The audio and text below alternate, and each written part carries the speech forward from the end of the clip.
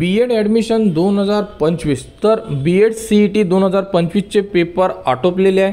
तर आता संपूर्ण विद्यार्थी हे विचारत आहे की सर रिझल्ट कधी लागेल, म्हणजे रिझल्टची कोणती तारीख दिलेली आहे का। तर आपण या व्हिडिओमध्ये संपूर्ण अपडेट बघणार आहे आणि विद्यार्थ्यांनी आपल्या चॅनलला सबस्क्राइब करून ठेवा, जेणेकरून कारण B.Ed बद्दल संपूर्ण अपडेट जसे की डॉक्युमेंट लिस्ट, त्यानंतर कॅप राऊंड, संपूर्ण अपडेट रजिस्ट्रेशन फॉर्म पासून या अपडेट तुम्हाला आपल्या चॅनलवर देण्यात येत असतात दरवर्षी आणि या वर्षी सुद्धा संपूर्ण अपडेट तुम्हाला आपल्या चॅनलवर देण्यात येणार।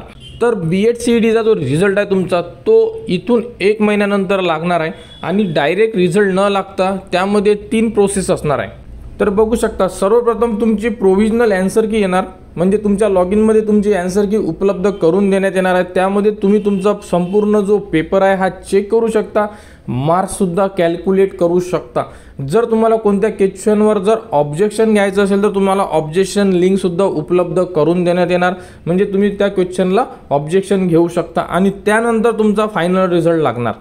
फायनल रिझल्ट लागल्यानंतर तुमची कॅप राऊंड प्रोसेस सुरू होणार। यामध्ये आपल्याला रजिस्ट्रेशन फॉर्म फिल करावा लागेल, ऑनलाईनमध्ये डॉक्युमेंट्स अपलोड करावं लागतात आणि त्यानंतर आपला फॉर्म फायनली व्हेरीफाय होतो आणि नंतर आपण आपल्या कॉलेजचे नाव टाकतो। अशा बद्दलची ही प्रोसेस चालणार आहे। तर संपूर्ण अपडेट तुम्हाला आपल्या चॅनलवर देण्यात येणार। त्यासाठी आपल्या चॅनलच्या कनेक्टमध्ये राहा, चॅनलला सबस्क्राइब करून ठेवा व हा व्हिडिओ इतरांपर्यंत शेअर करा।